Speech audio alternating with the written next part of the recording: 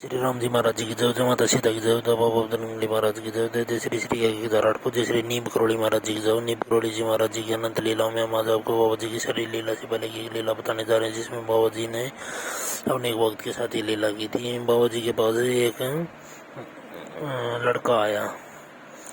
वह मतलब वो अपना दुखड़ा गाने लगा बाबा जी के आगे की। सभी मतलब दुखड़ा ही गाते थे बाबा जी के आगे, और तो क्या मतलब उसने कहा भक्तों, मतलब दुख भी और सुख के समय में भी आते थे बाबा जी के पास भक्त। तो ऐसा है कि बाबा जी के पास आके वो बोला कि बाबा जी मेरे भाई को टीबी हो रखी है और वह मरने ही वाला है, और वह आपके दर्शनों की अभिलाषा कर रहा था। तो बाबा जी ने उसे वापस भेज दिया मना करके। वो अगले दिन वह भक्त फिर आया। उसने कहा कि बाबा जी मेरा भाई आपके दर्शनों की अभिलाषा कर रहा है और मैं उसके इलाज नहीं करवा पाया, क्योंकि मेरे मास्टर की नौकरी है। वो मास्टर लगा हुआ होगा भक्तों की, वो मास्टर की नौकरी है और मैं नौकरी कर मतलब इतनी छोटी नौकरी में उसका इलाज नहीं करवा पाया। उन्हें खिन्न भाव से कहा, खिन्न होके कहा उसने, वो लड़का आया था उसने। तो बाबा जी ने फिर उसको आश्वासन दिया कि कोई नहीं, हम आ जाएंगे। और जो वहाँ मौजूद वक्त थे उनको लगा कि बाबा जी ने ऐसे ही इसको टाल दिया है, टरका के भगा दिया है कि भाई बाबा जी तो नहीं आएंगे। मगर यहाँ और बाबा जी ने पता भी नहीं पूछा था, ऐसे कैसे बाबा जी चले जाएंगे। मगर बाबा जी अगले ही दिन, या मतलब हाँ अगले ही दिन उसके घर पे पहुँच गए बाबा जी। और उसका जो भाई था, जो बीमार लड़का था, उसके भाई से मिले और उससे कहा कि अपने भाई से मिलो। वो जो उस भाई के पास, उस लड़के के पास ले गए।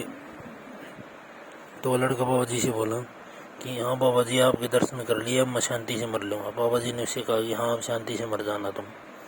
और फिर बाबा जी वापस जाने लगे। तो कुछ दूरी गए थे कि रास्ते में 3-4 गधे चल रहे थे। तो बाबा जी ने कहा कि इन गधों के मालिक को बुलाओ, आगे ले आओ। तो गधे के मालिक को बुलाया गया। तो बाबा जी ने कहा कि गधों के मालिक को भी बाबा जी के साथ भक्त थे। तो उन भक्तों से भी, उस लड़के से भी, जो बीमार लड़के का भाई था, उस लड़के से कहा कि इनको 20 रुपये दे दो। वो लड़के के पास तो पैसे थे नहीं। तो बाबा जी के भक्तों ने इकट्ठे करके पैसे दे दिए गधी के मालिक को, गधों के मालिक को।